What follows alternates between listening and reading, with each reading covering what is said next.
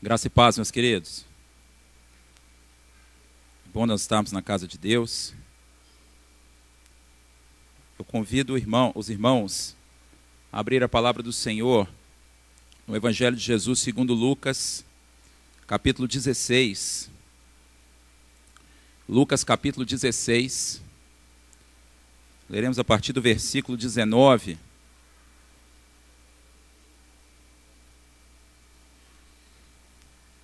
Se possível, já deixo marcado um outro texto, Apocalipse capítulo 20. Uma verdade indesejável, uma realidade inevitável. Tema da nossa reflexão de hoje. Lucas capítulo 16, a partir do versículo 19. Ora, havia certo homem rico que se vestia de púrpura e de linho finíssimo, e que todos os dias se regalava esplendidamente. Havia também certo mendigo chamado Lázaro, coberto de chagas, que jazia à porta daquele, e desejava alimentar-se das migalhas que caíam da mesa do rico. E até os cães vinham lamber-lhe as úlceras. Aconteceu morrer o mendigo e ser levado pelos anjos para o seio de Abraão. Morreu também o rico e foi sepultado. No inferno, estando em tormentos, levantou os olhos e viu ao longe a Abraão e Lázaro no seu seio. Então, clamando, disse: Pai Abraão, tem misericórdia de mim, e manda Lázaro que molhe em água a ponta do dedo e me refresque a língua, porque estou atormentado nesta chama. Disse, porém, Abraão: Filho, lembra-te de que recebeste os teus bens em tua vida, e Lázaro igualmente os males. Agora, porém, aqui ele está consolado, tu em tormentos. E além de tudo está posto um grande abismo entre nós e vós, de sorte que os que querem passar daqui para vós outros não podem, nem os de lá passar para nós. Então replicou: Pai, eu te imploro que o mandes à minha casa paterna, porque tenho 5 irmãos, para que lhes dê testemunho, a fim de não virem também para este lugar de tormento. Respondeu Abraão: Eles têm Moisés e os profetas, ouçam-nos. Mas ele insistiu: Não, pai Abraão, se alguém dentre os mortos for ter com eles, arrepender-se-ão. Abraão, porém, lhe respondeu: Se não ouvem a Moisés e aos profetas, tampouco se deixarão persuadir, ainda que ressuscite alguém dentre os mortos. Apocalipse capítulo 20, versículos 13 e 14. Deu o mar os mortos que nele estavam. A morte e o além entregaram os mortos que nele havia, e foram julgados um por um, segundo as suas obras. Então a morte e o inferno foram lançados para dentro do lago de fogo. Esta é a segunda morte, o lago de fogo. Que Deus fale aos nossos corações através da sua palavra que é viva, amém? Queridos, hoje eu tenho a discorrer, a refletir com os irmãos sobre um assunto inconveniente e impopular. Eu já adianto que não vai ser mais confortável para mim falar do que para você ouvir a respeito desse assunto.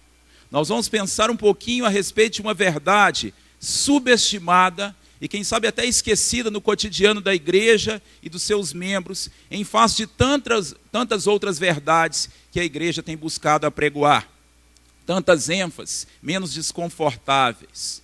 A igreja fala muito acerca de problemas terrenos, de condições materiais, dicas de como lutar e vencer, como plantar e colher, padrões morais de conduta, o que eu posso ou não posso fazer, e via de regra a igreja segue com foco no hoje, aqui e agora. E queridos, certas palavras não são simples para a gente, não são fáceis. Certas mensagens nos trazem angústia, algumas mensagens nos tiram do conforto, outras nos confrontam com a nossa natureza pecaminosa por via da ação do Espírito. Mas o que eu poderia dizer aos irmãos de questões cujo conteúdo não gera apenas angústia, não tira apenas do conforto, mas chega a infundir medo e pavor? Porém, a verdade enunciada sobre esse tema, mesmo sendo uma verdade indesejável, meus irmãos, é uma realidade inevitável e também inescapável. Nós vamos falar sobre uma perspectiva que ultrapassa o aqui e agora, e vai nos desafiar a refletir sobre o nosso destino eterno. Você já deve estar sabendo sobre o que vamos falar. Bem-vindo ao estudo do inferno. o lugar que pode ser a próxima casa de muitos que aqui estão ouvindo essa mensagem. Isso nos gera pavor, arrepios, de certo modo até um medo, e junto com o medo uma predisposição à aversão, como se isso resolvesse um destino inevitável para alguns. Já pararam para pensar, meus irmãos? Refletir a respeito de inferno e céu nos leva a raciocínios inteiramente opostos, porque o inferno é muito diferente do céu em termos de pensamento. O céu é o lugar para onde todo mundo está querendo ir, ainda que não agora, você concorda? Todos querem ir para o céu, apesar de se eu perguntar quem quer morrer agora para ir para o céu, acredito que ninguém vai querer, mas de certo modo todos querem alcançar este lugar. O inferno é o contrário, ninguém quer ir, seja agora ou depois, e no fundo, ninguém acha que vai para lá. A propósito, qual foi a última vez que você pensou a respeito do inferno? Aliás, você já pensou a respeito desse assunto, disso? Afora o gatilho automático de repulsa quando tocam nesse assunto, se você pensou por quantos segundos ou por quantos minutos? Será que esse assunto é importante? Queridos, eu trago este assunto à reflexão com muito temor e tremor, e que estudar e aplicar o que se aprendeu aqui hoje seja o suficiente para não conhecermos essa realidade um dia. O estudo de hoje não vai ser aquele assunto, aquela questão, tudo o que você gostaria de saber sobre o inferno, mas não tinha coragem de perguntar. Não. Eu quero falar sobre o suficiente que você precisa saber a fim de se posicionar a respeito de tema tão delicado. Atribui-se a Winston Churchill, o primeiro-ministro do período da Segunda Guerra Mundial, o primeiro-ministro britânico, o primeiro-ministro da Inglaterra, o seguinte pensamento e a seguinte frase: a razão da decadência moral da minha Inglaterra, a minha Inglaterra está do jeito que está no nosso tempo, e isso se deve ao fato de os pregadores não falarem mais sobre céu e inferno nas igrejas. E aí eu te pergunto, por que fechar os olhos para o tema mais crucial da nossa trajetória terrena, o destino eterno da nossa vida? Eu te pergunto, o que são 5 anos, para quem vive apenas 5 anos, cuja existência se resume a isso? O que são 10 anos, 15 anos, 30, 50, 70, ou até 100 anos de uma existência terrena, do modo que tenha sido conduzida, independente do modo como tenha sido conduzida a tua vida ou levada diante da perspectiva da eternidade. Imagine a perspectiva do tempo ou da eternidade, suplantando o tempo, como um oceano. E a gente fica tirando água do oceano com conta-gotas, mas existe uma realidade muito maior. O que é a vida física em face da perspectiva da eternidade? É muito interessante. Quando tentam ensinar a respeito de céu e inferno para as crianças, é muito comum se valer de uma figura, de uma estrada que está seguindo, e você está seguindo por essa estrada, alguém está seguindo, e de repente existe uma bifurcação. Existem 2 caminhos a serem seguidos, um da perdição e outro da salvação. E eu acredito que essa visão, de certo modo, arraigada em nosso imaginário, desde criança, está muito equivocada. Porque, ao pensarmos acerca de perdição e salvação, não nos serve uma estrada única com uma bifurcação. Na verdade, nós estamos falando de 2 vias de sentidos opostos. São 2 vias de sentidos opostos. Um sentido para a perdição, outro sentido para a salvação, mas com um detalhe: você já nasce em uma dessas vias, na via a caminho da perdição. Mas quando será que isso vai ser definido na sua vida? Ora, já está sendo definido. Hoje, aqui e agora. No exato momento em que eu estou falando e você está me ouvindo, essa realidade tende a se tornar tangível e caminha para isso. É uma realidade que não bate à nossa porta. Pelo contrário, ela entra na nossa casa. Ela já está sentada no sofá da sala ou talvez deitada em nossa cama. Falando a respeito do inferno, Spurgeon, o príncipe dos pregadores, Charles Haddon Spurgeon, disse que o único lugar no mundo para o qual você não precisa fazer nada a fim de lá chegar é o inferno. Você pode ficar parado, que você vai chegar nesse lugar, o único lugar do mundo para o qual você não precisa fazer nada a fim de atingi-lo. Nós precisamos conversar a respeito desse assunto. Talvez não se trate apenas de um assunto importante, mas dos mais importantes para a humanidade, para mim e para você. Sem dúvida alguma, para Deus. Esse assunto não diz respeito a um dogma, uma doutrina que ficou ultrapassada pela lei, no tempo da lei. Esse assunto diz respeito ao tempo da graça, Você sabia que entre os diversos textos da Bíblia sobre o assunto inferno, a maioria está no Novo Testamento? Inclusive os 2 textos que nós acabamos de ler. O Evangelho de Jesus segundo Lucas, capítulo 16, e Apocalipse, capítulo 20. E você sabia que quem mais falou a respeito desse assunto foi o próprio Senhor Jesus Cristo? Foi Jesus Cristo quem mais falou a respeito desse assunto? Ou seja, quem mais amou a humanidade e o único que poderia salvar a humanidade, fez questão de falar bastante a respeito desse assunto, procurando transmitir para a humanidade essa terrível verdade. Pois 42% das parábolas contadas por Jesus tinham como assunto de reflexão imediata o inferno. E eu posso te falar que Jesus falou muito mais estatisticamente sobre o inferno do que sobre o próprio céu, principalmente nos 3 evangelhos sinóticos, Mateus, Marcos e Lucas.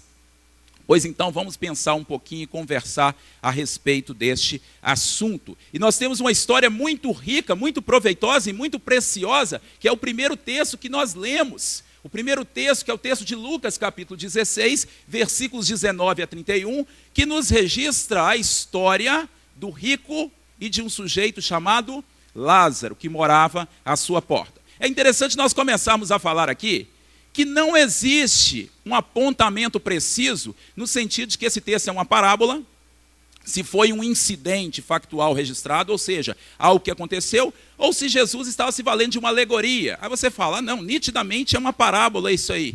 Não, o texto não encerra essa informação. Pelo contrário, até quando você começa a perceber os textos anteriores, há a menção aí, a parábola da ovelha perdida, a parábola da dracma perdida, a parábola do filho pródigo, a parábola do administrador infiel, e aqui simplesmente nós vemos a menção, a história do rico e Lázaro. Eu particularmente acredito que seja uma parábola, o que não tira a credibilidade desse texto, nem a sua importância para nós, já que uma parábola é o quê? Uma parábola é a transmissão de uma verdade bíblica, de uma verdade preciosa para as nossas vidas, através de figuras simbólicas. Mas vamos a essa história, que você entende que seja uma parábola ou não. Conta essa história, que havia um rico que se regalava esplendidamente, vivia muito bem na sua casa, um verdadeiro palácio, comia do bom e do melhor e fazia festas diárias. Junto à porta desse rico, havia um homem, a Bíblia fala que jazia um homem, que simplesmente padecia, um mendigo chamado Lázaro, um sujeito miserável, que desejava se alimentar das migalhas que caíam da mesa ou da casa, ou que saíam da casa deste rico. Lázaro só tinha companhia dos cães, e os cães o cercavam para lamber as suas úlceras, conta a palavra do Senhor, lamber as suas chagas. Você consegue imaginar uma condição mais miserável do que a desse mendigo chamado Lázaro? Pois conta a história que o rico morreu e foi sepultado. Certamente um funeral muito bonito. Desceu à sepultura com todas as honras de direito. E Lázaro também morreu e foi para o seio de Abraão. E então se contrapôs a história de vida com a história que se deu após a morte desses sujeitos. O miserável foi para o seio de Abraão, foi para junto do Pai. O rico, que aproveitou bastante em vida, agora estava no lugar de tormentos. E de repente, o rico se dá conta da sua condição e pede, e grita, e clama para que Abraão autorize Lázaro a molhar com a ponta do dedo, molhar com água o seu dedo e tocar na sua língua. Tamanho sofrimento. O rico precisava de um pouquinho de refrigério, e isso foi negado. E o rico então faz um novo pedido, olha, deixa que Lázaro vá até os meus irmãos, eu tenho 5 irmãos, para eles terem a noção do que é isso aqui. E isso também não foi concedido para o rico. Queridos, essa história, parábola ou não, ela teria diversas perspectivas de abordagem. Eu creio que existem lições maravilhosas que poderiam ser extraídas, inúmeras desse texto. Essa história tem um riquíssimo viés histórico-cultural. Basta você compreender que Jesus, com base nas parábolas anteriores, estava mirando o contraponto entre judeus e gentios, Porque os judeus eram a figura do rico, aqueles que tinham as riquezas como um banquete à disposição deles, mas que estavam desperdiçando toda a riqueza. Ao passo que Lázaro representava os gentios, nós, que fomos galho enxertado e por misericórdia de Deus, ganhamos a possibilidade de salvação. E Jesus também falava a respeito do reino dos céus em contraponto ao reino das trevas. Então, falava a respeito de perdição e salvação, mas essa parábola também, ou essa história também é aproveitável para nós compreendermos a respeito da perspectiva do inferno, em si mesmo considerado. E a partir de agora eu vou me focar em uma das figuras, aquela justamente que foi para o inferno, o rico. E o primeiro ponto que eu chamo a atenção para ele, o rico regalava-se sem misericórdia. Vamos compreender por que ele estava lá?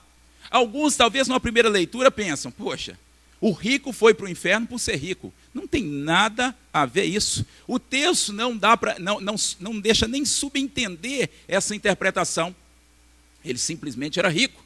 Mas ele não foi para o inferno por ser rico, e sim por ter o coração nas riquezas. E por ter o coração nas riquezas, ele disse não a Deus. Agora, o rico tinha mais problemas e mais fatores complicadores que fizeram ele ser conduzido ao inferno.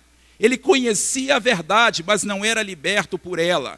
Rodrigo, mas como assim ele conhecia a verdade? Basta que você analise o versículo 23, que nós lemos. Ele grita, Pai Abraão.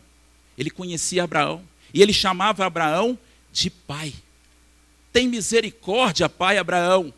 Mas ele apenas conhecia, talvez intelectualmente, em termos de história, mas não havia sido libertado por essa verdade, ou continuava a serviço de outro senhor na condição de escravo. O rico buscou méritos e recompensas terrenas, e o versículo 25 nos mostra isso. Ele procurou tesouros do mundo em lugar dos tesouros de Deus. A palavra de Deus nos fala que cada um é tentado pela sua própria cobiça. E ele tinha nas riquezas, sem dúvida alguma, a cobiça. Ele buscou os méritos e as recompensas terrenas. Ele desprezou aquilo que era essencial em vida. Ele desprezou aquilo que era mais importante. Imaginem vocês, ele só se lembra da condição dos irmãos depois que ele morre. E aí eu te pergunto, será que ele se arrependeu? Alguns analisando esse texto falam assim, não, esse rico se converteu depois da morte. Ele se arrependeu, ele ficou até humilde. Ele ficou humilde, porque ele está conversando com Abraão. Será que esse sujeito ficou tão humilde assim? Porque na hora dele tomar alguma iniciativa, o que ele fala? Pai Abraão, manda Lázaro ficar e colocar o dedo na minha boca. Pai Abraão, manda Lázaro ir lá nos meus irmãos. Ou seja, ele estava tentando mandar ainda no inferno. Esse sujeito tentava mandar, não perdia a pose, esperava que Lázaro o servisse mesmo após a morte. E ele ignorou a vontade e a palavra de Deus. Olhe o argumento desse sujeito diante de Abraão. Abraão, pede para Lázaro ir lá, junto aos meus 5 irmãos, para anunciar a condição de sofrimento desse lugar.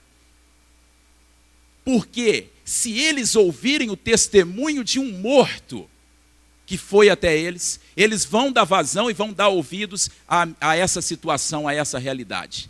Ou seja, mesmo após a morte, esse sujeito estava presumindo que experiências místicas eram mais importantes do que o quê? Do que o valor das escrituras. E Abraão falou o que com ele? Não, Senhor. Porque eles têm quê? Os profetas, eles têm Moisés, ou seja, eles têm a palavra. E você acha que eles vão dar razão ao testemunho de um morto?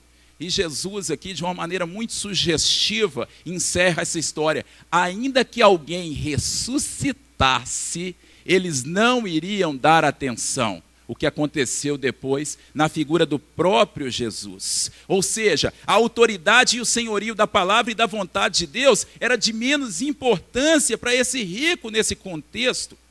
Se eles não dão ouvidos a Moisés e aos profetas, tampouco se convenceriam, ainda que alguém ressuscitasse entre os mortos. E assim, meus queridos, algumas lições, então, saltam aos olhos desse texto para a gente. Não basta conhecer a verdade, mas nós temos que ser libertos pela verdade. Não precisamos apenas ouvir a palavra, mas também praticá-la em exercício de misericórdia ao próximo. Será que o rico dava comida para Lázaro? A palavra fala que Lázaro desejava as migalhas, mas nem as migalhas sobravam para ele. Nós não devemos buscar méritos e recompensas terrenas, mas devemos almejar aquilo que é essencial. O que é essencial? Cumprir a vontade de Deus. E cumprir a vontade de Deus em plena obediência à sua palavra e em honra ao sacrifício e ressurreição de Cristo em favor de nós. Nós só precisamos da revelação da palavra de Deus. Tudo isso é muito importante.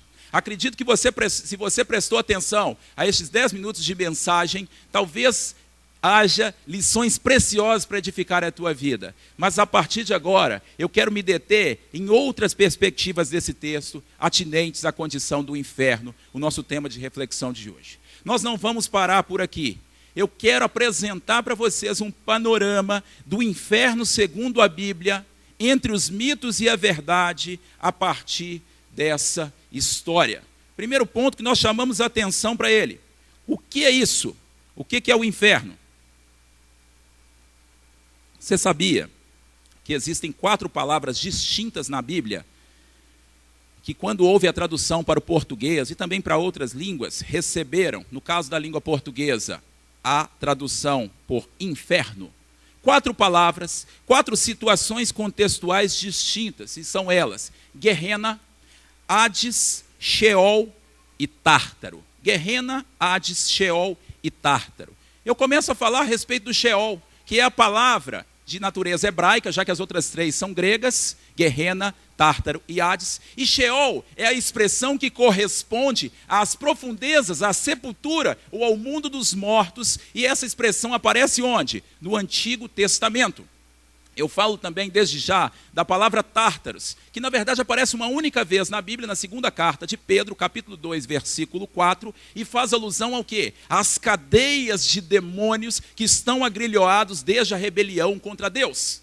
Agora, além de Sheol e Tártaros, nós temos Hades, que é a expressão do grego correspondente ao Sheol. Então, a correspondência do Sheol para o Novo Testamento é o Hades, e nós temos a expressão Guerrena, que também é aproveitada. Eu prefiro agora me deter então em Hades e Guerrena.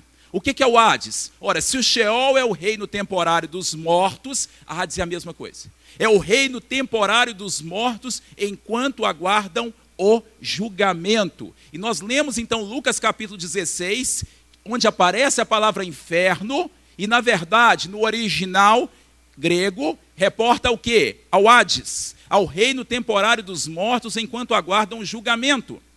É importante porque daqui a pouquinho você vai entender o motivo dessa distinção. Mas em outros pontos da Bíblia, você vai ver inferno, quando na verdade a palavra original é Guerrena. E Guerrena, qual que é o significado dessa expressão? Guerrena tem a ver com vale dos filhos de Inom. Quando você vê em Marcos capítulo 9, a menção a um lugar onde o fogo não se apaga e o verme não morre, a expressão ali utilizada e traduzida para inferno é Guerrena. Guerrena, vale dos filhos de Inom. Que vale é esse? Você começa a ver a história desse vale contada no primeiro livro dos Reis, capítulo 11, que conta a respeito de Salomão. O homem mais sábio que passou por essa terra, mas que terminou a sua vida oferecendo sacrifícios a deuses nojentos, entre eles o deus Moloque, e oferecia sacrifícios humanos, inclusive.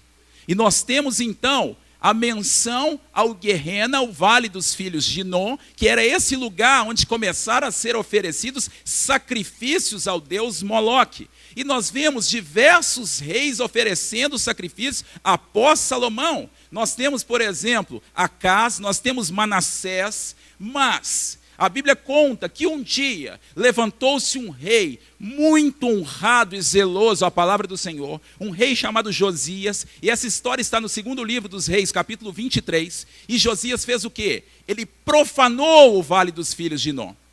Ele simplesmente detonou com aquela adoração ao deus Moloque e transformou o Vale dos Filhos de Inom num lugar que serviria como um depósito de lixo, um lixão, um monturo para a cidade de Jerusalém. E a partir daquele momento, o vale onde havia tantos sacrifícios humanos, torna-se um depósito de lixo, um depósito de diversos tipos de detritos. Jeremias chama esse lugar de Vale da Matança, e é certo que nos tempos de Jesus, nesse lugar eram depositados detritos, lixo, restos de diversas ordens, e para ser consumido tudo que ali era depositado, para não ser acumulado, para caber mais, o que se fazia? Acendia-se o fogo. Mas era tanto lixo, e tanto detrito, e tanto depósito, que o tempo todo o fogo ardia. O fogo ardia. O fogo ardia. Esse era o lugar onde o fogo nunca se apagava. E os bichos comiam aquele material orgânico, os bichos comiam aqueles restos que existiam lá, e o verme também nunca morria no Vale dos Filhos de Inom. E Jesus então alude a esse lugar que fica ao sudoeste de Jerusalém, justamente com o propósito de nós compreendermos a perspectiva do inferno. O lugar onde o fogo não apaga e o verme não morre. Claro que Guerrena é uma coisa e Hades ou Sheol é outra coisa, mas existe um ponto em comum e eu chamo a atenção para ele agora, para os irmãos ficarem atentos.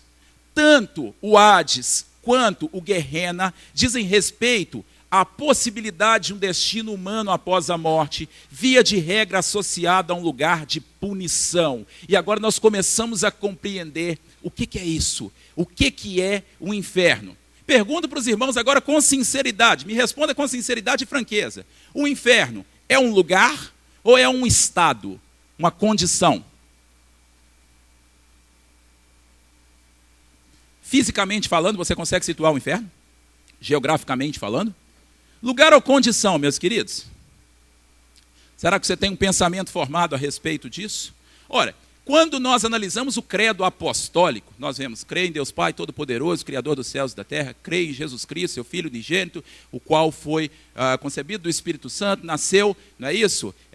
A partir da Virgem Maria, não é isso? Da Virgem Maria, padeceu sob o poder de Pôncio Pilatos, ele foi crucificado, ele foi morto, foi sepultado e ele desceu ao Hades. Dá-se a impressão de um lugar, até um lugar abaixo do nosso pé. E geralmente quando a gente fala, olha para o céu, fisicamente nós temos a perspectiva do céu, mas espiritualmente você não foge disso. O que é o inferno? O que talvez esteja debaixo do nosso pé. E até a alusão a Sheol, a Hades, e Sheol tem a ver com cavidade e sepultura, incentiva essa visão para a gente, com base até naquilo que nós temos em Efésios capítulo 4, versículo 9, não é? Que diz que Jesus desceu, uma vez que tinha descido, também subiria. Agora, queridos, isso nós não temos uma garantia propriamente de que o inferno é um lugar, no sentido literal ou físico. Isso não explica nem se alinha a perspectiva do estado da alma.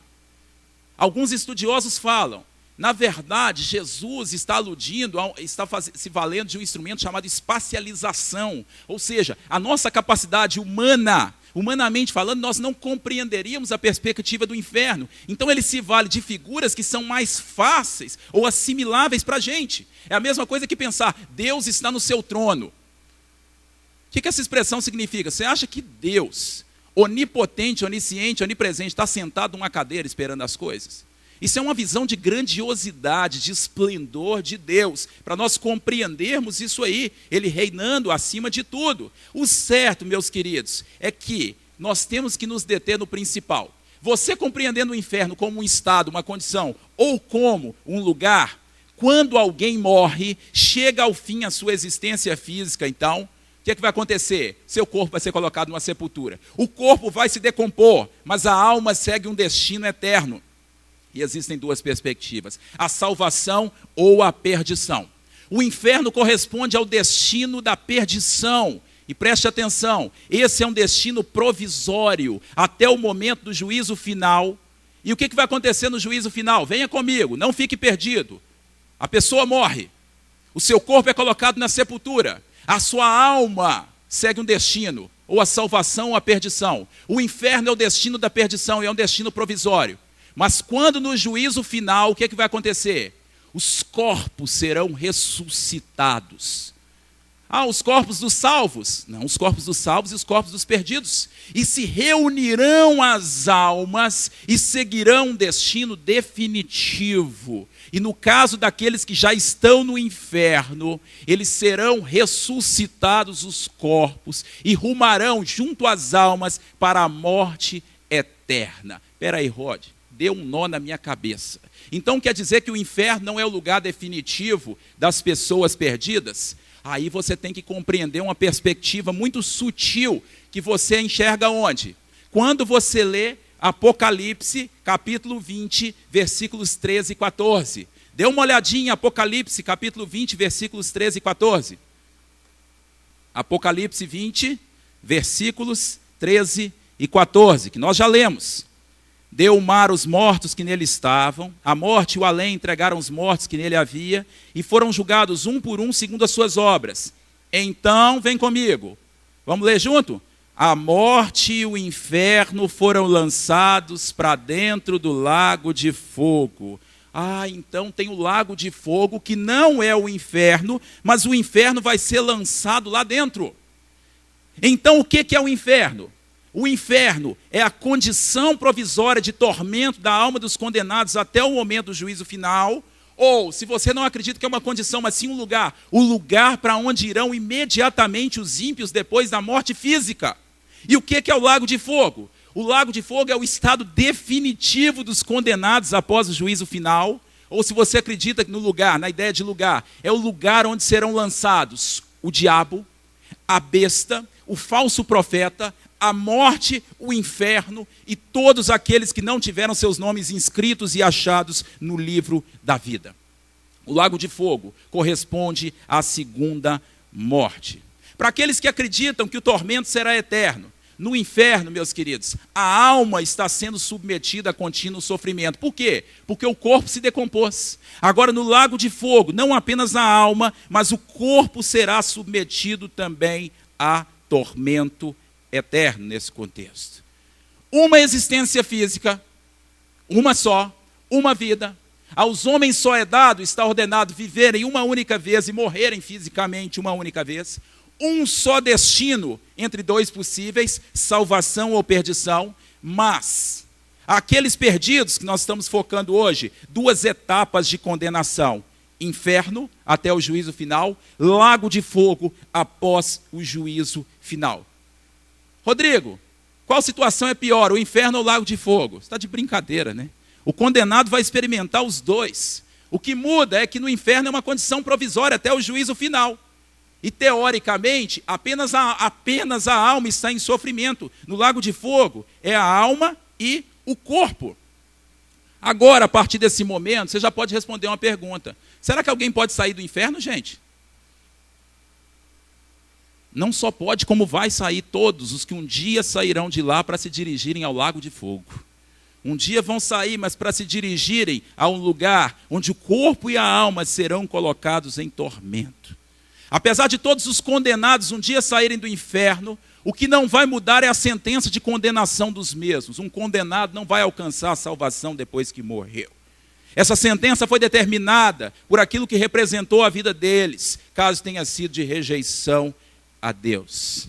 Alguns até discutem se no lago de fogo será um lugar de tormento eterno ou se haverá aniquilação da alma, ou seja, a vida será destruída naquele ponto. Quando vocês virem o contraponto entre a chamada visão tradicional e a visão aniquilacionista, ou seja, que apregou a aniquilação da vida naquele momento, eis a divergência. E tem muita gente boa de cada lado pensando a respeito do assunto e advogando essa ideia. O certo é que todas as visões são tenebrosas em relação ao destino dos perdidos. Lembrando do rico, depois do juízo, uma vida em tormento eterno, ou uma vida sob os efeitos da sentença imutável de Deus, certamente uma vida irremediavelmente condenada, independente de como você interpretar isso. Mas, queridos, vamos para a segunda perspectiva ou indagação. Será que o inferno existe? Poxa, de certo modo é até um desperdício, né? Eu falo aqui para depois a gente questionar se ele existe de verdade. Será que ele existe? Bom, para os ateístas não, porque uma vez que eu nego a existência de Deus, eu nego a existência também do inferno. Para o agnóstico também não. E agnóstico é o quê? A gnose, a partícula A diz respeito à negação, gnose, conhecimento. Eu nego o conhecimento daquilo que não está ao meu alcance. Ou seja, não é possível conhecer a respeito daquilo que não foi apreendido em vida. Então, para o agnóstico, não, uma vez que não há provas disso para eles, segundo a perspectiva deles. Para os comunistas, olha, se você compreender que a base da ideia ou da ideologia comunista é o ateísmo, e apregoando, inclusive, que a religião é o ópio do povo, para esse pessoal o inferno também não vai existir. Então, muitos, seja ateístas, agnósticos ou comunistas, enfim, muitos apregoam a visão do inferno como uma construção social ou intelectual, um ardil de temor, de terror e de controle moral ou político-social da humanidade. Ou seja, inventaram essa prosa toda justamente para controlar os homens. E acusam quem?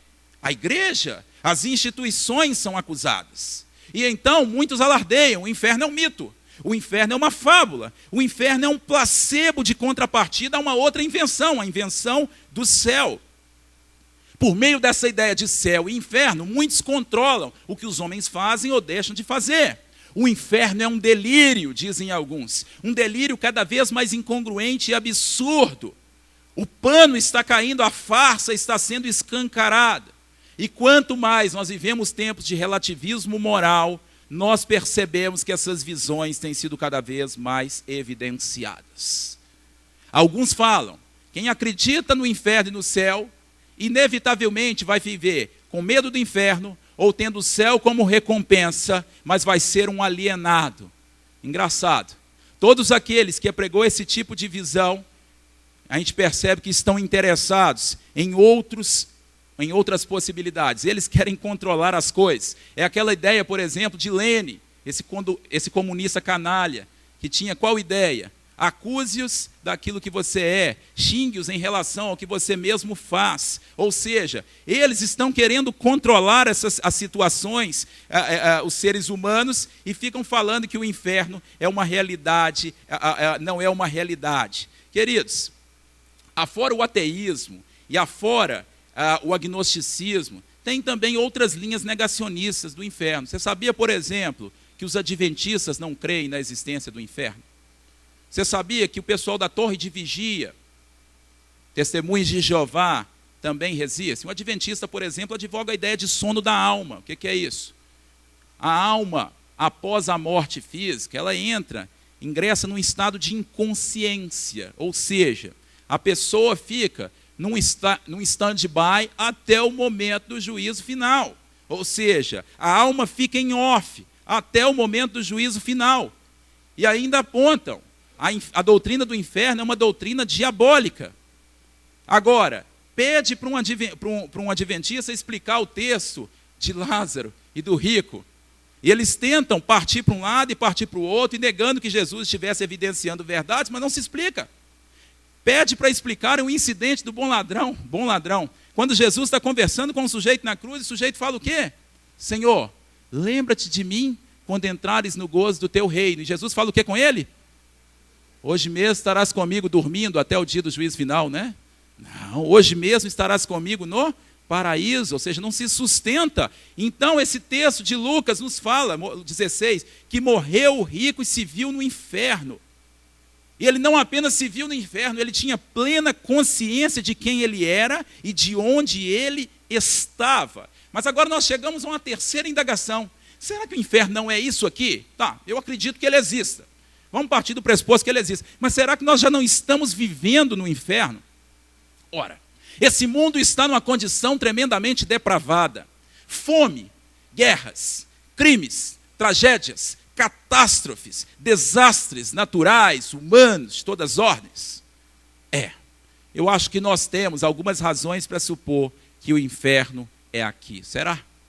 Jean-Paul Sartre, o cabeça expoente do existencialismo, chegou até a pregoar que o inferno, na verdade, são os outros. Não é isso? Para alguns, queridos, todo ser humano é portador de uma ambiguidade ou de uma complexidade em si mesmo, onde o bom e o mal são instos a qualquer criatura. E o inferno seria a expressão do nosso lado mal. O inferno é o nosso ego, o inferno é o nosso egoísmo, o inferno é a perversidade. E alguns até partem daquela máxima: aqui se faz, aqui se paga. Dentro de uma perspectiva para isso, da lei de semeadura. Tudo se dá por aqui, tudo se resolve aqui. O Espiritismo, por exemplo, seria um exemplo passível de apontamento aqui. No Espiritismo, nós vemos ou percebemos o vislumbre de possibilidade de redenção através da reencarnação. Então, o que acontece? A pessoa morre, mas a alma, naturalmente, ela pode se conectar a outra perspectiva de existência, como se o mundo fosse um laboratório contínuo.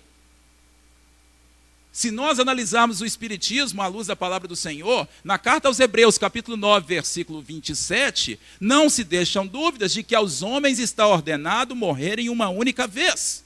Ignoram os espíritas que o homem não tem uma alma, o homem é uma alma, nós somos corpo e alma. E se qualquer alma reencarnasse em outro corpo, não seria mais uma pessoa, não haveria mais uma identidade humana. Então fique tranquilo em relação a isso, não faz sentido. Agora, por outro lado, vamos pensar, do mesmo jeito que uma alma não volta sobre outro corpo, então nós cremos que biblicamente o Espiritismo não se sustenta, uma alma não volta sobre outro corpo, a alma também, depois da morte do corpo, não fica perambulando por aí. Não vai encontrar você numa casa mal assombrada, ou num castelo de filme de terror, que parece de filme de terror, uma alma humana perambulando. Você não precisa ter medo de fantasmas de outras vidas. Então você pode até falar a pessoa do seu lado aí, ó, não fica com medo de fantasma não, aquilo no máximo é demônio, gente. No máximo é demônio, não é? E você tem que temer demônio? A Bíblia fala que nós temos que temer, sabe quem?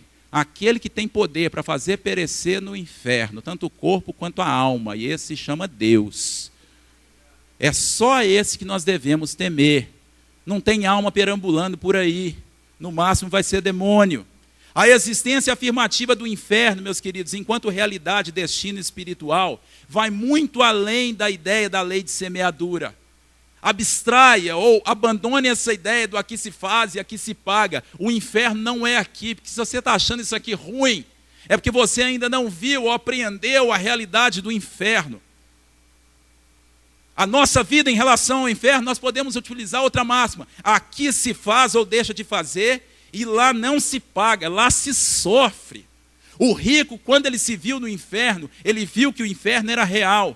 Ele abriu os olhos, ele viu Abraão, viu Lázaro. Ele interagiu de longe, ele se desesperou. Ele percebeu que o inferno existia e era algo além do que ele conhecia. O inferno é real, o inferno não é isso aqui. Mas nós vamos para uma quarta indagação, que também é delicada. Vai sobrar alguém lá no inferno? Eu relembro para os irmãos agora a doutrina do purgatório, que aponta a possibilidade de uma segunda, não apregoada nessa igreja, aponta a possibilidade de uma segunda chance àqueles que, diríamos, ficaram na média. Não foram aprovados a fim de seguirem um destino de salvação e, por outro lado, não foram condenados a fim de seguirem um destino de perdição. Ficaram na média, cometeram pecados, mas pecados não mortais, segundo a perspectiva doutrinária do purgatório. O que acontece? Ora, se você não atingiu a média, mas ficou raspando, você vai ser submetido a uma prova de recuperação, cujo professor é a essência da bondade. Ele não é bonzinho, ele é a essência da bondade. É mais ou menos a perspectiva do purgatório. E eu começo a esvaziar o inferno por conta própria na minha cabeça. Você vê essa doutrina sutilmente colocada em produções como o Alto da Compadecida, está lembrado? De João Grilo e Chicó. De repente existe um tribunal instalado. Imagine você, Suassuna naquele gênio literário que é, criativo, mas uma alma inevitavelmente uma peste comunista. E o que dá misturar comunismo com religiosidade? Dá naquilo. Você vê João Grilo indo para o céu e sendo justificado por causa de quê? Porque foi um sujeito que foi oprimido ao longo da vida. Ou seja, Suassuna não está fazendo apologia nenhuma de purgatório ali, mas de puro comunismo e por aí vai. Mas são outras histórias aqui. Não é? O certo é que o purgatório apregoa essa linha e começa a esvaziar o inferno por conta própria. Agora, queridos, existe uma outra doutrina, não aponte para católico nenhum não, porque isso tem ganhado cada vez mais espaço dentro do segmento protestante. E uma doutrina muito mais cretina do que a perspectiva do purgatório. E essa doutrina, ou corrente de pensamento, se chama universalismo, que apregou que todos serão salvos no final. Inclusive, para alguns pensadores, até Satanás e os demônios terão chance. Qual a perspectiva? Todos terão que adorar um dia. E aproveita-se esse texto e essa máxima. Herodes terá chance? Sim. Mao Tse Tung? Sim. Hitler, Mussolini, Stalin, Pol Pot? Todos terão chance. Já que a visão primária de Deus é amor.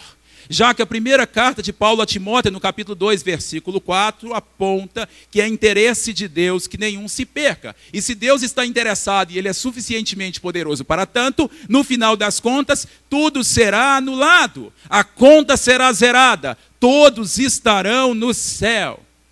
Será que essa heresia é ultrapassada, meus queridos? Façam uma pesquisa.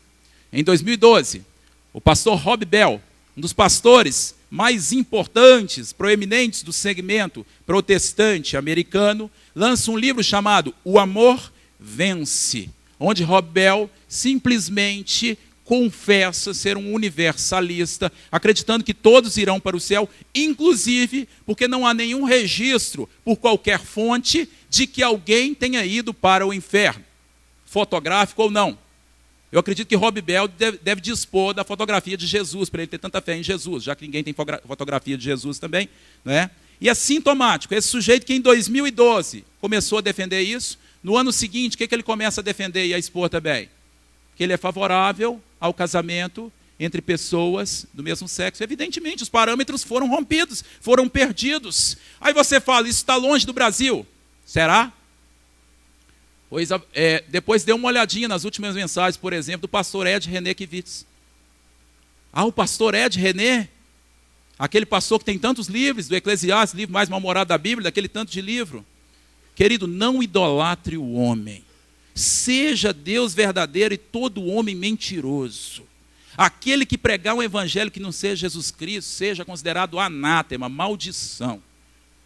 Ontem eu conversei a respeito disso com um irmão e perguntei para esse irmão, se um dia você me perceber que eu estou pregando algo completamente ao contrário ao evangelho, o que você vai fazer? Ele falou comigo, eu saio da igreja. Ele falou, não, me tira do púlpito na pedrada, me arranca. Ou seja, não idolatre o homem.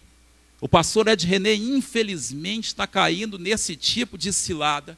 E, infelizmente, as pessoas se ensoberbecem, tendem a ficar cada vez a mente cauterizada, e é sempre essa mesma visão e ladainha. Deus é amor, Deus é amor, Deus é amor. E, de fato, 1 João, capítulo 4, versículo 8, fala que Deus é amor, mas nós também temos outros atributos de Deus revelados na Bíblia, e fala que Deus é luz, e fala a Bíblia que Deus é verdade, e fala a Bíblia que Deus é fogo consumidor. Hebreus 12, 29, Deus é fogo consumidor. Todos terão que adorar, é verdade, mas quem diz que todos aqueles que curvarão os seus joelhos no dia do juízo, o farão de bom grado e livre consciência, como um ato de adoração? Querido, fuja dos clichês e chavões na sua vida. Fuja do gatilho de consciência, que a sua fé dia após dia seja alimentada por Deus e calcada em Deus e em sua palavra revelada.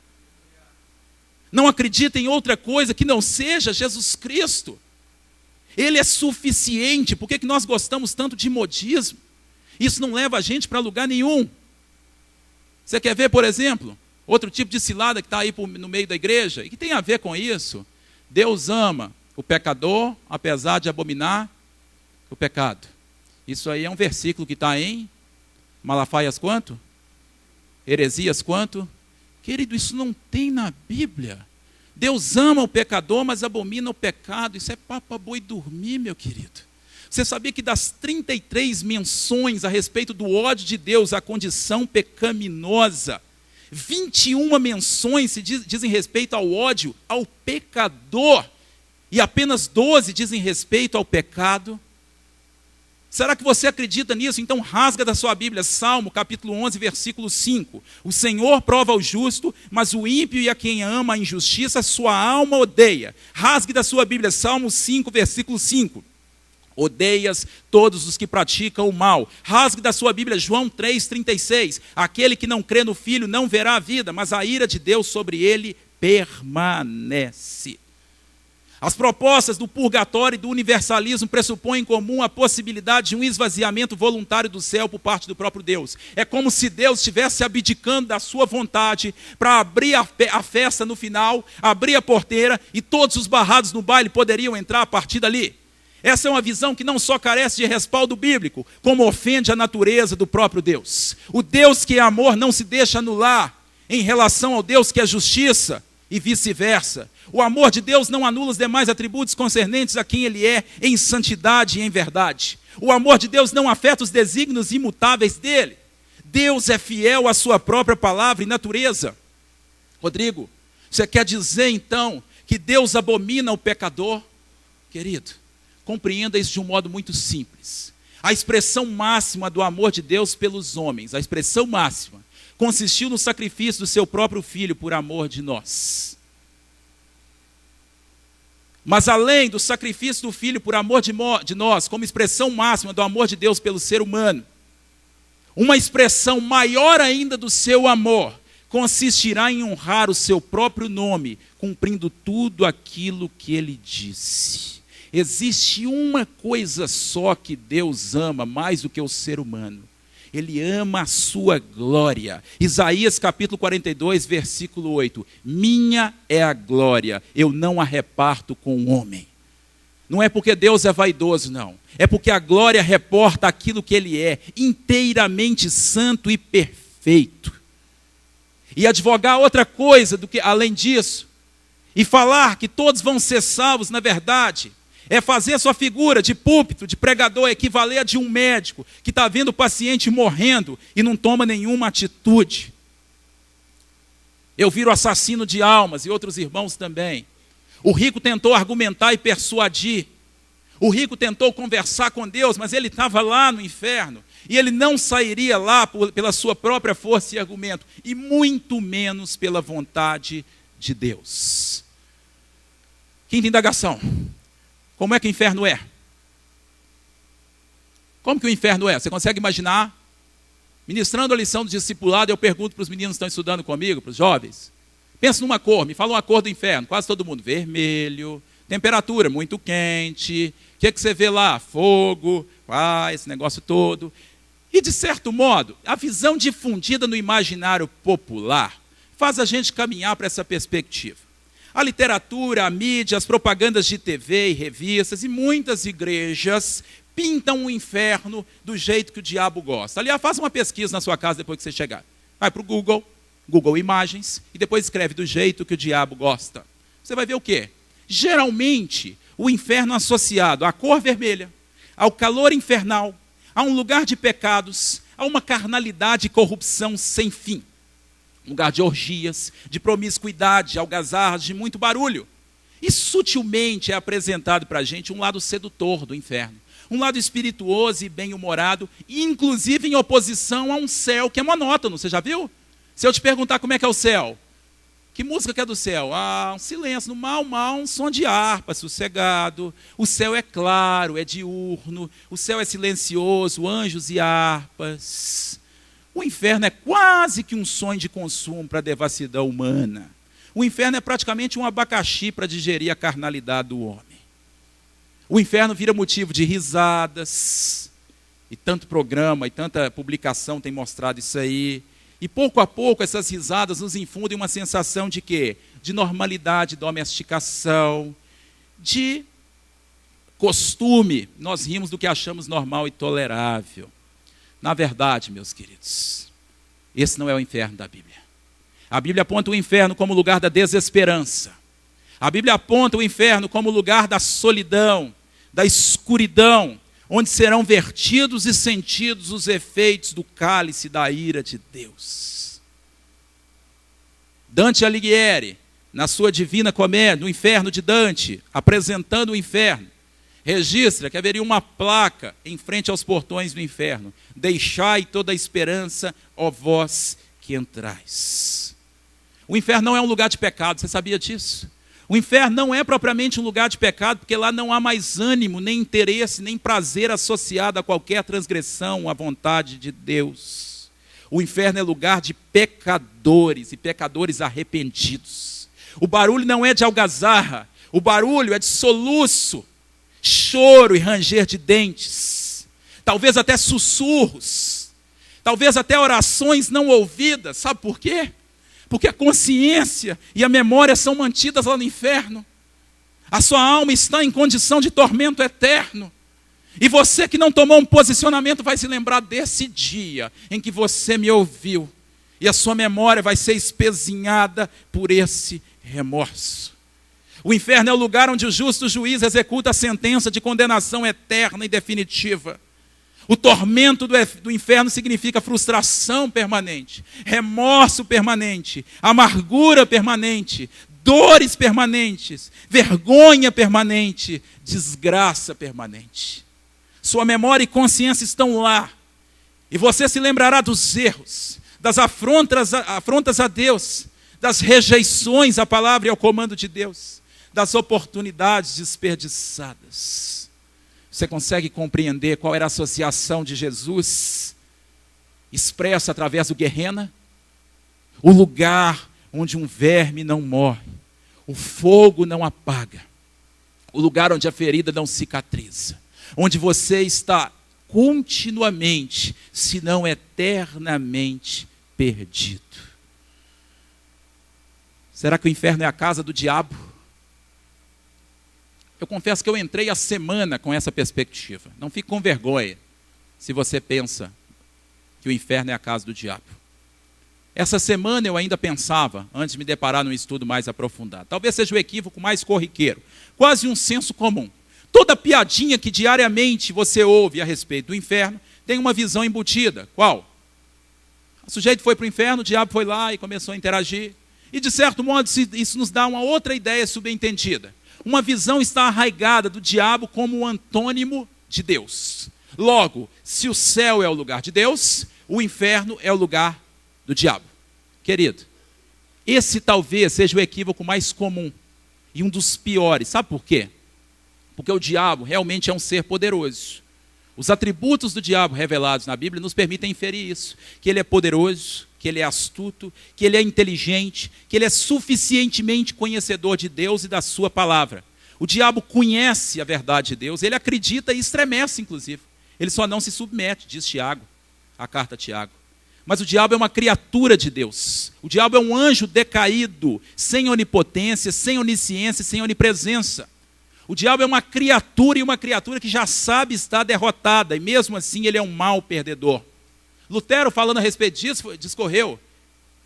O diabo é o diabo de Deus, gente. O diabo nunca foi ou será o oposto de Deus. Não tem base de comparação. Não compare o diabo a Deus. Não compare o diabo ao Altíssimo, ao Eterno, àquele que é infinito em glória.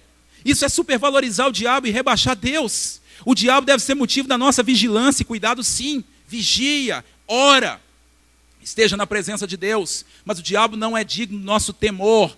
Antes, repito, temei aquele que é capaz de fazer perecer tanto o corpo quanto a alma no inferno. Mateus 10, 28. Então quer dizer que o diabo não é dono do inferno? Não. O inferno não é a casa do diabo? Também não. É bem possível, meus irmãos, se não provável, propriamente provável, é bem possível, se não provável, afirmar que o diabo sequer está presente ou sequer tem acesso ao inferno. Para alguns estudiosos ele está amarrado, em nome de Jesus. Para outros ele está rodeando a terra, junto aos demônios, como príncipe desse mundo. Mas qual o interesse do diabo no inferno? O interesse do diabo no inferno hoje se resume em aumentar a população de almas no inferno. Já que quanto mais gente for para lá, mais vão seguir o destino dele. Por isso que eu falei, o diabo é um perdedor e é um mau perdedor. Então você fala, se o diabo não é a casa do inferno, se o inferno não é a casa do diabo, e o inferno sequer foi criado pelo diabo, talvez o inferno não seja tão ruim assim. Será? Aí é que você se engana, meu querido. O inferno foi criado por Deus e não pelo diabo. E foi criado para a manifestação da glória de Deus. E como é que a glória de Deus se manifesta? Ela se manifesta naqueles que creem em Jesus para a salvação, mas nos que não creem para a condenação. Jesus é Senhor e soberano na terra, no céu e no inferno. Jesus tem as chaves do céu e do inferno. Apocalipse capítulo 1, versículo 18. Eu sou aquele que vive, estive morto, mas agora estou vivo para todo sempre. E tenho as chaves da morte e do inferno. O inferno sob o controle de Deus. O inferno tendo sido criado por Deus é absolutamente pior daquilo que ele seria se tivesse sido criado ou controlado pelo diabo. O diabo é o diabo de Deus, o inferno também é o inferno de Deus. Sabe por quê? Você fala, como que Deus é a essência do amor? Criou um lugar tão ruim. Eu te transmito uma perspectiva muito simples. Nós estamos caminhando para o final, preste atenção. Pense em algum lugar na face da terra onde o poder da graça de Deus fosse retirado por um único segundo. A Bíblia fala que as misericórdias do Senhor se renovam a cada manhã. Que Deus é longânimo, que Deus é maravilhoso, que Deus é bondoso, que Deus é benigno, que Deus é fiel, que Deus cuida dos seus. Agora, bastaria que a graça de Deus fosse retirada ou suspensa dessa terra por um único segundo, para que tudo nesse lugar, ou talvez na face da terra, ou talvez em todo o universo, viesse a sucumbir. Pois o inferno é o lugar onde a graça de Deus não foi colocada e vai se manifestar em forma de ira o poder de Deus. O inferno é o lugar onde o copo da cólera e da ira de Deus está sendo derramado. O inferno é o lugar de onde ninguém sairá para uma perspectiva melhor. No inferno não há possibilidade de salvação. No inferno nem precisaria de fogo, nem de fumaça, nem de verme, nem de ferida, nem de choro, nem de ranger de dentes. Simplesmente, por ser um lugar da retirada da graça de Deus, já seria o pior lugar possível de se imaginar. Nenhuma maldade concebida pela mente humana, nenhum filme de terror, nenhum tom de perversidade imaginável pelo intelecto mais sórdido seria passível de competir com um cenário de caos, de suplício, de desolação e de agonia que é o inferno. E nós chegamos ao fim da nossa mensagem. Quem estará no inferno? São os condenados, são os perdidos, são os ímpios. Mas quem são eles, ora pois? A Bíblia fala, os que não tiveram seu nome achado no livro da vida. 1 Coríntios, capítulo 6, versículo 9, nos apresenta uma lista. Apocalipse, capítulo 22, versículo 15, nos apresenta outra lista. Mas eu fico com a lista de Apocalipse, capítulo 21, versículo 15. Os covardes, os incrédulos, os abomináveis, os assassinos, os impuros, os feiticeiros, os idólatras, os mentirosos, a parte que lhes cabe será no lago que arde com fogo e enxofre, a saber, a segunda morte. Se você é covarde, eu não estou falando de timidez, eu não estou falando de medo de barata, eu estou falando de negar o nome de Deus, eu estou falando de negar a posição em que Deus te colocou, de não honrar os atributos de Deus na sua vida e através dela, de incrédulo, aquele que não crê no sacrifício de Jesus Cristo e não se ampara em Jesus Cristo como seu único e suficiente Salvador, os abomináveis, promíscuos, sem caráter, devassos, adúlteros, hipócritas, os feiticeiros. Ah, mas eu nunca fiz feitiçaria, será que não? 1 Samuel capítulo 15, versículo 23, que diz que toda rebeldia se equivale ao pecado de feitiçaria. Se você é rebelde ao seu pai e à sua mãe, jovem, adolescente, a autoridade foi colocada sobre você, você é passível de condenação por conta da feitiçaria. Os idólatras, não idolatro imagem. Mesmo o primeiro livro de Samuel, capítulo 15, versículo 23, diz que a idolatria é comparada à arrogância. Você que é arrogante, cheio de si mesmo, orgulhoso. Os mentirosos não herdarão o reino dos céus. Os que têm amor à matéria e ao carnal, os que tiveram a vida por preciosa, aqueles que amam o que deviam odiar e odeiam o que deviam amar, aqueles que ignoraram que a porta é estreita e o caminho é apertado, conforme Mateus capítulo 7, versículo 13. Feche seus olhos no lugar onde você está. E eu peço a Deus que você saia com uma perspectiva, pelo menos daqui.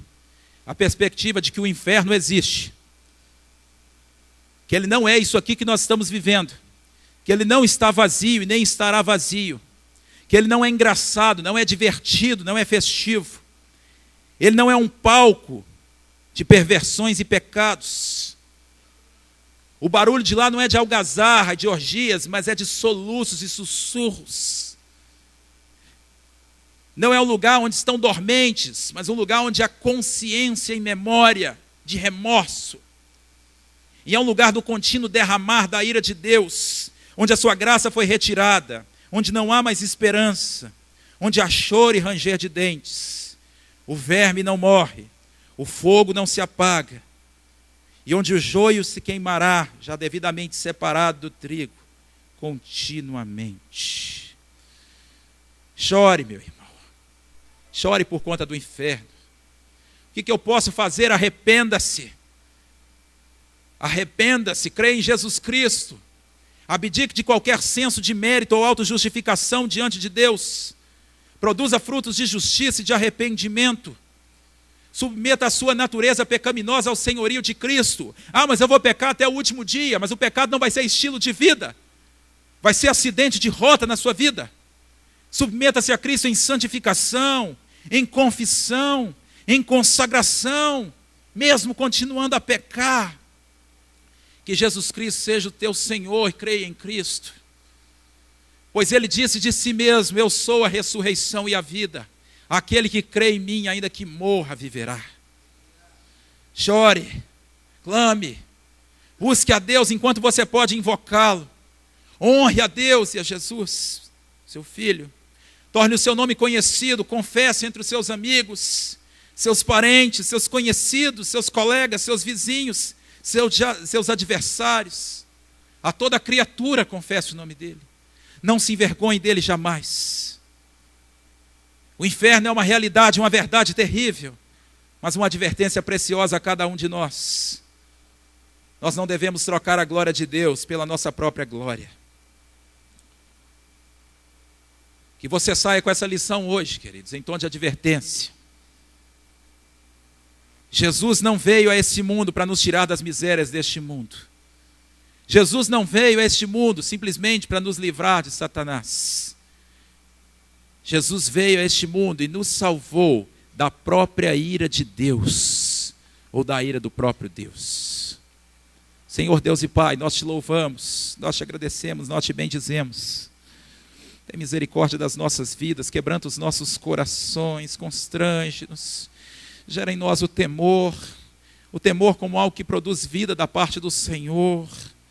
Constrange-nos ao ponto de nós compreendermos de que está errado, Deus, de que nós precisamos de conserto, nós precisamos de renovo, nós precisamos mudar essa rota, porque nós já estamos no caminho para a perdição, se nós não nos abrirmos para a perspectiva de que é apenas a fé em Jesus Cristo que pode nos reconciliar com o Pai.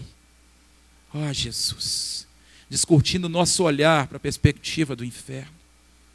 E que nós não brinquemos com isso, com realidades que são inevitáveis àqueles que não creem e que não têm seus nomes inscritos no livro da vida. Que muito mais do que esse momento, a nossa caminhada com o Senhor nos leve à contrição e ao contínuo derramar de lágrimas. Lágrimas por nós, mas lágrimas também pelos que nos cercam. Tantos dessa humanidade devassa que estão indo a passos largos para a perdição. Deus tem misericórdia. Que nós busquemos o Senhor no tempo que se chama hoje, enquanto nós podemos ainda te achar. E que o teu nome seja glorificado. Pois tem sido assim. E o teu amor e o teu poder têm sido manifestado em tudo aquilo que Cristo fez por nós. Mas esse mesmo Cristo, a expressão sublime do amor, é o Cristo glorioso, que virá para buscar a sua igreja, a noiva sem mácula, essa que subirá ao céu. Que a expressão da ira do Senhor não encontre esses que me ouvem hoje aqui, por uma decisão que tomam de bom grado, ainda que com lágrimas e em dor, de servirem ao Senhor e adorarem a Ti em espírito e em verdade. Teu é o poder, a glória e o reino, hoje e sempre. Amém.